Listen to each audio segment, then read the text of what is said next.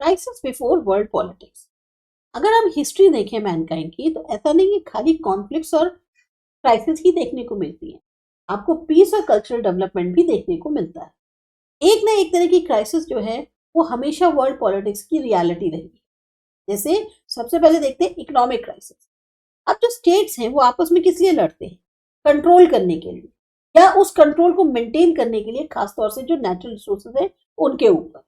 Trade जो है उसके लिए मार्केट हासिल करने के लिए कॉन्फ्लिक्ट्स होते हैं, या उन एरियाज को एक्वायर करना जहां पर आपका रॉ मटेरियल अवेलेबल है।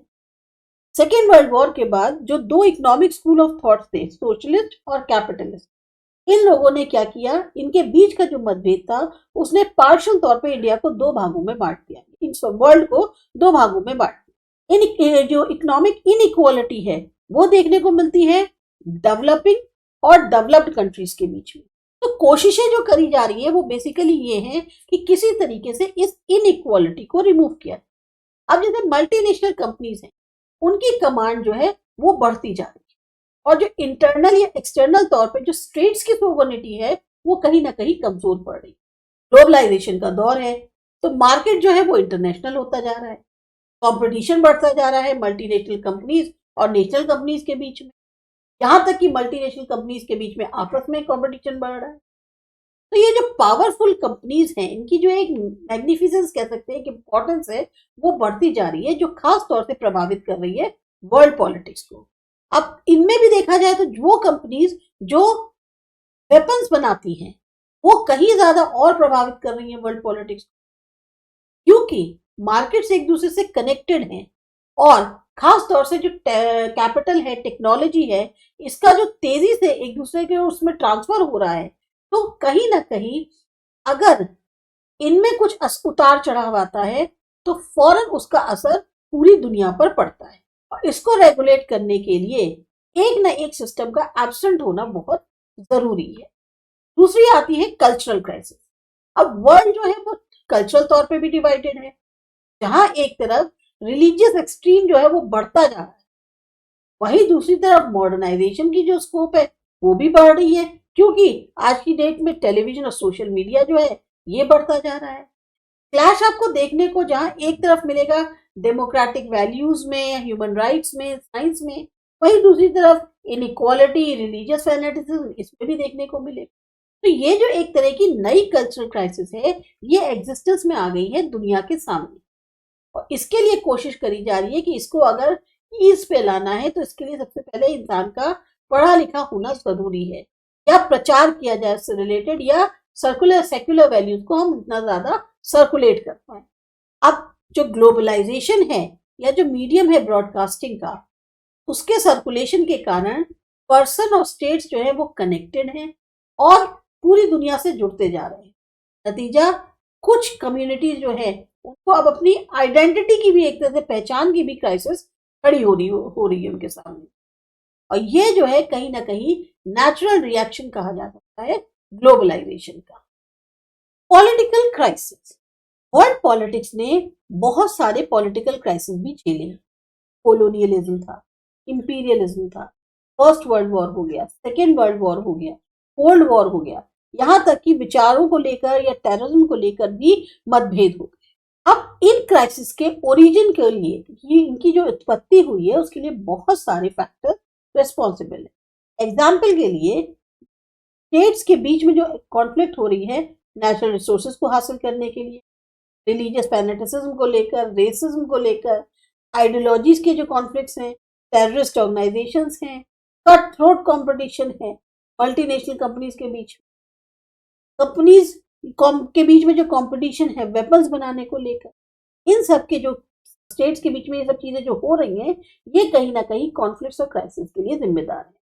अब नॉर्थ कोरिया ने न्यूक्लियर वेपन बनाए और मिसाइल्स के लिए भी एक्सपेरिमेंट कर रही है, जो कि बहुत बड़े बड़े डिस्टेंसेस को कवर कर सकती है। ये चिंता का विषय है। कुछ स्टेट्स जो हैं टेररिज्म को बढ़ावा दे रहे हैं, रिलीजियस फैनेटिसिज्म को बढ़ावा दे रहे हैं, ये भी अगेन एक चिंता का विषय है बाकी स्टेट्स। चाइना का जो प्रभाव है वर्ल्ड पॉलिटिक्स में जो बढ़ता जा रहा है, अगेन वो चैलेंज बनता जा रहा है जो नेबरिंग स्टेट्स है चाइना के, इंडिया, ताइवान, जापान, इनके लिए। ये जो है एक तरह की पॉलिटिकल क्राइसिस है। फिर आता है environmental movement, global and national. अब हम उन मूवमेंट्स को डिस्कस करते हैं और कोशिशों को डिस्कस करते हैं जो कि खास तौर से करी जा रही है प्रोटेक्ट करने के लिए एनवायरमेंट को ग्लोबल और नेशनल लेवल पे। एक बहुत ही क्लोज रिलेशन देखा गया है एनवायरमेंट और पॉलिटिक्स के बीच में। एक रिलेशन होता है इनर एक्शन का, जो रिलेशन है इनर एक्शन जो कि ग्लोबल पॉलिटिक्स और एनवायरमेंट के बीच में।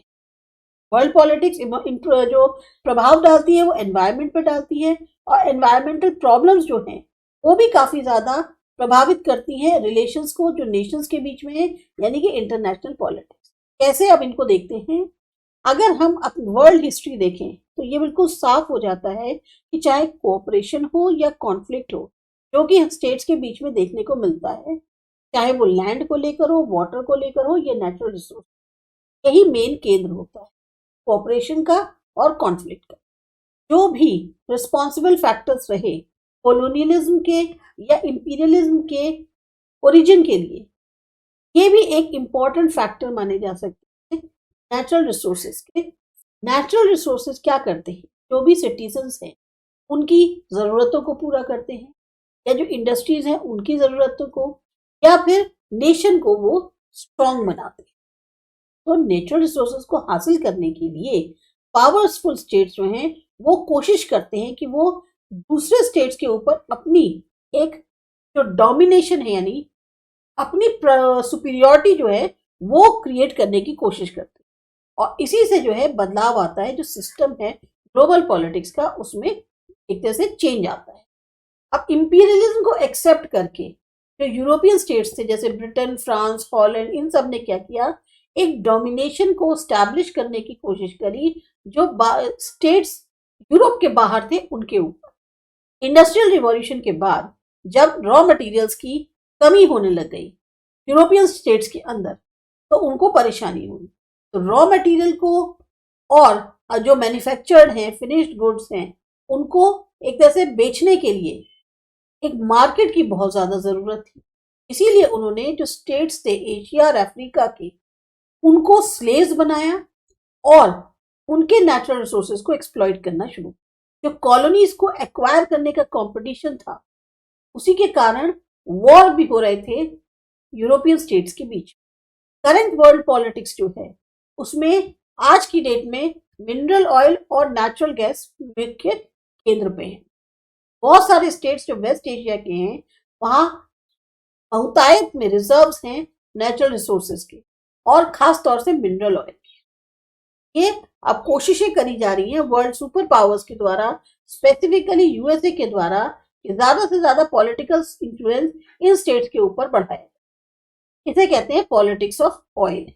जो वर्ल्ड की सुपर पावर्स हैं वो अपनी एक तरह से इन्फ्लुएंस को, प्रभाव को स्प्रेड करने की कोशिश कर रही हैं कुछ स्टेट्स पर अफ्रीका के, जहां पर बहुत ज्यादा अबेंडेंस है रिजर्व्स की नेचुरल रिसोर्सेज को। इसी तरह से चाइना कोशिश कर रहा है कि वो इन्फ्लुएंस जो है साउथ चाइना ओशियन पे बढ़ाए। तो जो कॉन्फ्लिक्ट की सिचुएशन है या जो स्ट्रेस है, अब वो धीरे धीरे वर्ल्ड पॉलिटिक्स में बढ़ रहा है। एनवायरमेंटल मूवमेंट एट वर्ल्ड, आज की डेट में प्रेजेंट अगर कहा जाए तो वर्ल्ड जो है वो सबसे ज्यादा बिगेस्ट और सीरियस चैलेंजेस को फेस कर रहा है एनवायरमेंटल क्राइसिस। जो डेवलप स्टेट्स हैं या डेवलपिंग स्टेट्स हैं, चाहे रिच हैं या पुअर हैं, सब इसका शिकार बन रहे हैं। एक जो ऑथर थे बुक के गांधीयन थॉट्स और एनवायरमेंट को लेकर, उन्होंने जो है लिखा है कि एनवायरमेंटल कैलामिटीज जो हैं वो कंट्रोल करती हैं पूरे नेचर को, अवॉइड करके ज्योग्राफिकल, कल्चरल, कॉन्सेप्चुअल या पॉलिटिकल बाउंड्रीज। मतलब जो प्राकृतिक तौर पे आपदाएं आती हैं पूरे नेचर को कंट्रोल करती हैं। उन्हें इससे मतलब नहीं है कि किसी की क्या ज्योग्राफिकल, कल्चरल, कॉन्सेप्चुअल या पॉलिटिकल बाउंड्री है। क्लोज रिलेशन है ह्यूमन और एनवायरनमेंट के बीच। ह्यूमन ने अपनी जो बेसिक जरूरतें हैं उसको पूरा करने के लिए इन नेचुरल रिसोर्सेज का सहारा लिया। नेचुरल रिसोर्सेज काफी थे, प्रॉपर और क्या कहते हैं एक जस्ट जो जरूरत है ह्यूमन बीइंग की उसको पूरा करने की, और जो रिलेशन था ह्यूमन और नेचर के बीच में वो भी बैलेंस था। लेकिन जो एक इंसान की नीड होती है, लालच होता है, एक जमाखोरी वाली जो इंस्टिंक्ट होती है, उसने एक्सप्लॉइट किया और डिस्ट्रॉय कर दिया नेचर को।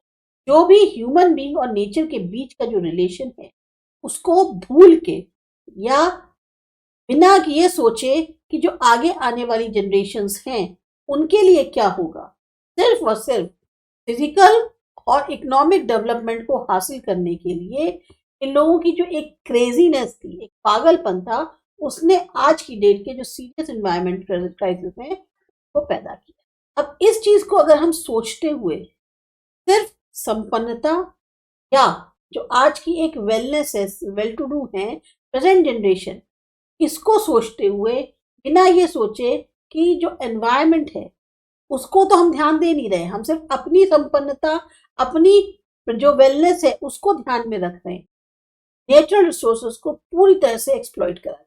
और अब क्या हो गया है, अब टाइम आ गया है कि अब उसके जो नतीजे हैं वो झेलो।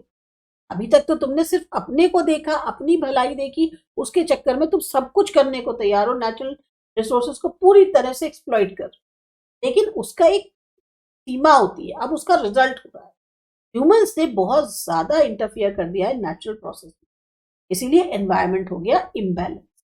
नतीजा, अब खुद की एग्जिस्टेंस के लिए या जो एक परपेचुटी होती है ह्यूमन लाइफ की, उसकी एग्जिस्टेंस के लिए खुद ने ही एक खतरा क्रिएट कर लिया है।